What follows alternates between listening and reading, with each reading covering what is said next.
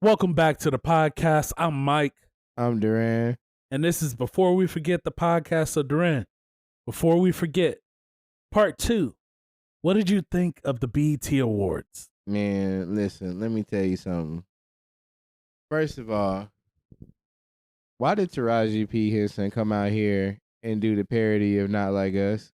Oh, That was actually entertaining. not only, I was about to say, not only did she do it, it was actually entertaining. And we've heard like a few versions on TikTok and everything that you're just like, yeah, whatever. But Taraji's was kind of entertaining. I enjoyed her as a host. We had quite a few people feeling mighty inspired to speak their minds on the BET television station, aka Mr. Donald Glover. Oh, Really told us how he felt about his awards he has received thus far. And you know what? I was inclined to believe that he was just shooting off. I think, but he legit has a point though. I was really concerned with the fact that he has more Grammys than Will Smith, because I just feel like they just be mocking Will Smith. Is he one of them actors that is probably gonna be one of the greatest actors we've ever received on planet Earth, and people just don't give him the love for doing what he do. But the fact that he was pointing out that Sam Smith got the same amount of awards that he do on BET, it was crazy because I didn't know that. Yeah, 0.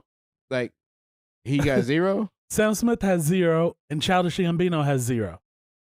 That's why he said we got the same amount. That's still a problem. It's still a problem. It really is, because Childish Gambino, if you really look at his albums that he's put out, like, he's put out pretty good fucking albums. Not to mention all the stuff that he does, though. Look at the movies he's done, the movies, the television shows, and all the stuff that he's doing. And he should receive something. If nothing else, This Is America alone was like huge. It was so huge. And like, we had people doing the dance, we had people randomly singing the song. And you mean to tell me he didn't win an award for that? I think he didn't get one because people basically said that he was a hypocrite for being married to a white woman and then singing such a powerful song about African Americans. I really think that has a big part of why he hasn't won. But look, his choice or preference and who he decided to marry, if we're talking about equality, if he can still then Kanye should have never got one. He can still feel like that because he's black. So what is he supposed to do? Not ever pull up to the cookout because he's married to a white woman? Right. So if he was married to a black woman and she was light skinned, then what would we be saying? He part of the Illuminati. They didn't gave him the model fake light skinned girl that don't do nothing. Well, I mean, why he can't just be married to a regular basic person? Because then they try to pull the same card with Kendrick. Kendrick is I don't even know. Kendrick put himself in them pulling that card because he started talking about because Drake is mixed. He ain't he ain't black. I think it was a play on him teasing because Rick Ross was calling Drake the white boy. White boy. Oh, hey, I got something for him too. But yeah, like, hey, it's crazy because I'm like, why would you do that? But Donald Glover, if you really look at what he's done thus far, they need to put some respect on his name. Definitely. He do be doing some phenomenal roles in all the things that he plays in. Like, it's crazy. He got so many different faces. He was even in the Spider-Man movie. I mean, and it's crazy because like TV and movies are giving him more credit than music. It takes a lot more to be in the movie than it does to rap. Yep. And even when he does the rap, I feel like he puts raw emotion into his music. Effort, yeah. It's you got to catch the lyrics. You definitely got to play it back. It's not one of them pressing. You like, yeah, what did he talk about? Oh, no, now, but it was catchy. I will say this. When he was singing his song for Usher, right? He did an amazing job until it was, wasn't that Keke Palmer that came in with them vocals hit? And you was like, oh, yeah, I see the difference there. So Donald Glover, Childish Gambino, he got his spot in both rap and R&B. But I feel like he excels more at rap. R&B, he's kind of like Drake. He can carry a tune, he can sing, but he's not like full on R&B, and you could kind of see that. Right.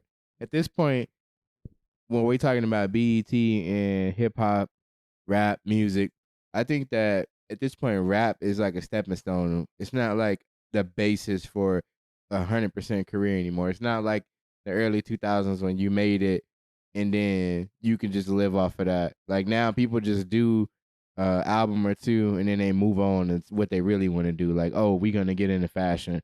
We're gonna get into owning businesses. We're gonna get into uh for people who actually give back to the community. We're gonna get into restoring a neighborhood. We're gonna get into, all my friends own properties and we flipping houses. Just basic stuff. It's a stepping stone now. It's not. It should have always been though.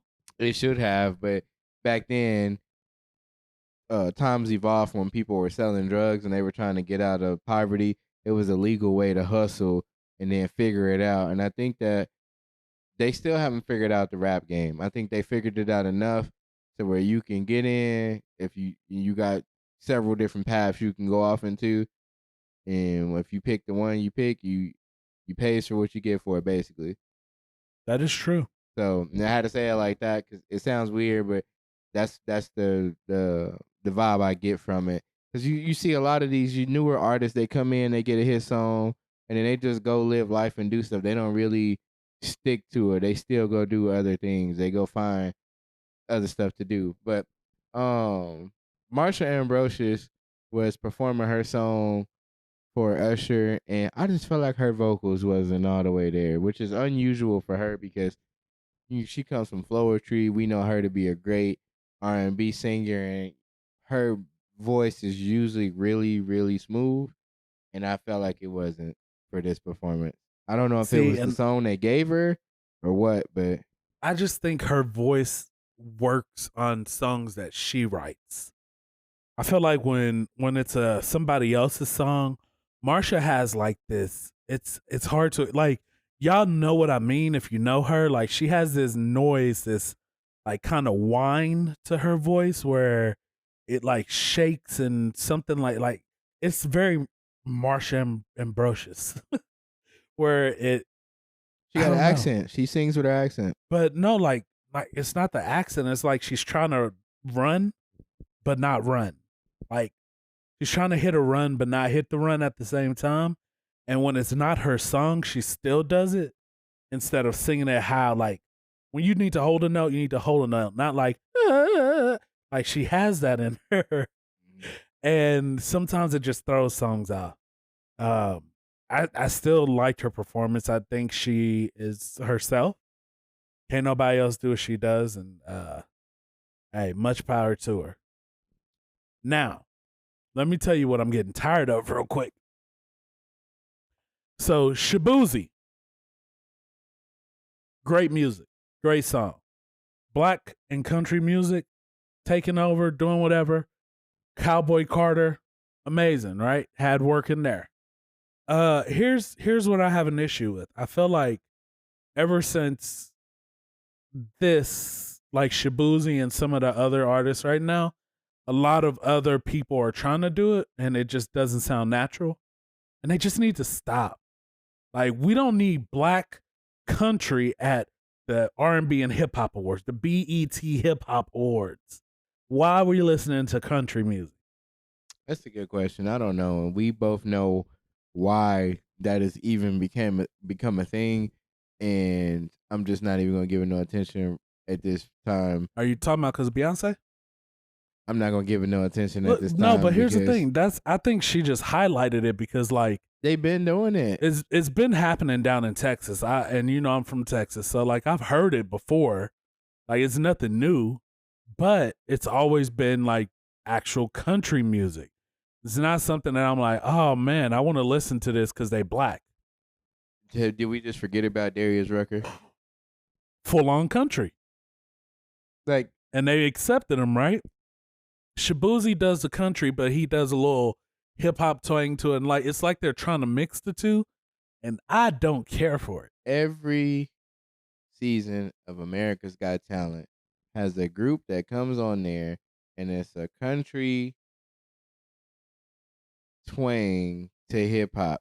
So meaning, it was one season I watched. I don't remember which one it was, the person doing the lyrics is black, and the people playing the instruments are white, and he dressed like he was from the country, but he just tried to make it hip hop. So he would rap on the beats and whatever. And that's cool when you're doing like a small town thing. And I get what you're trying to do and say it's a unison and unifying the people, but it's a different way to go about it. Like, it's not saying that we don't like the music or that we just not cool with people that don't look like us. It's just saying I feel like you're going an extra mile out your way to do it. Yeah. Because you don't, let's flip that around. So what if we had the white dude rapping and then we had the black people playing the instruments and we was like, yeah, there we go. But it was still like the hardest hip hop music. And I'm talking about like, music we play. You got music you hear in the inner city, music you hear in the urban area, and then you got underground music. We talking about the dirty, dirty music that you like, oh, my boy hungry, he trying to get it. Imagine that kind of beat, but with Earl on the beat. Yeah, it don't work. It don't work. It don't work. And it ain't like a diss track or saying that like that. I'm just saying, come on now. We got better ways to be trying to do. But you know what do work? Victoria Monet at the BET Awards. Like, first off, I'm a big fan of that. I put that on my mama, on my hood. I be jamming to that. I know I shouldn't be jamming as hard as I do because it reminds me of that. Oh my mama. And I know that's where she got it from. On my hood. And the Texas in me come out every single time. Well, that's because we put a lot of stuff on our mamas. And that's always going to resonate when you say it. We say it so casually, like if somebody recorded us or a group of people in a circle, you're going to hear it at least 5 times. Oh, my mama, I went out there and got that. Mama, I don't be putting nothing on you, mama. Like, I swear to God, on your mama. Like, the kids now, they on God. Right. On right. God. Like, no, we ain't do that. We ain't say that. I ain't do that. And then they be lying too. Yeah, on God, bro. On nah. God. Now, when you had to swear to God. We got this video right here. Sure, hey, bro, I said on Bob, man. I said on Bob. Yeah, when you had to swear to God, I feel like that's more serious. Cause it was you doubling down on it.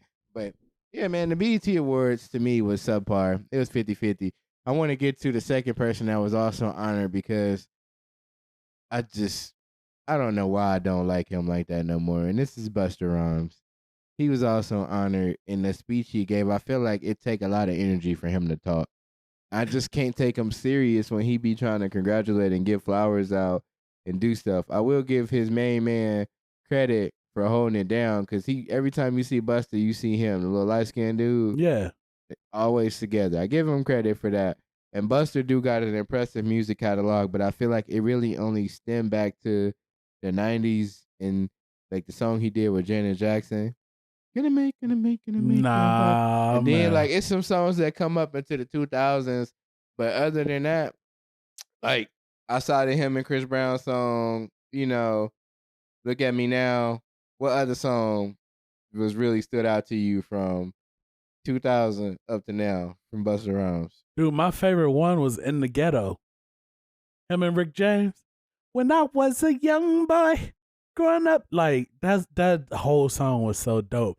When you hear touch it, bring it, baby, watch it, turn it, leave it. That was dope, but that wasn't his song. That was Missy's song. No, that was his song, and he did a remix with all the women on it. Hold on. That was right. Busta. You're right, but that's one song. And then In the Ghetto, he did a remix with Rick James. He did a remix where he had one. So this was after Rick James passed. Okay. But he sampled Rick James In the Ghetto and then made a song with it, and it was dope. I give you that. That's 2 songs though. What else we got? Where he deserved that Lifetime Achievement Award. I mean, Busta's whole lifetime. If you listen to all of his features, dope. You know my number one hated artist, but he got a song. Cavassier was tight. Yep, but he got a song with her that I will listen to and put up with her. I think he deserved it. I don't think he did, but that's for y'all to let us know if he did or did not deserve the award. How did you feel about Usher receiving a Lifetime Achievement Award? and just the BET Awards itself. Like, comment, subscribe, and we're going to catch y'all on the next episode of Before We Forget. We out. Peace.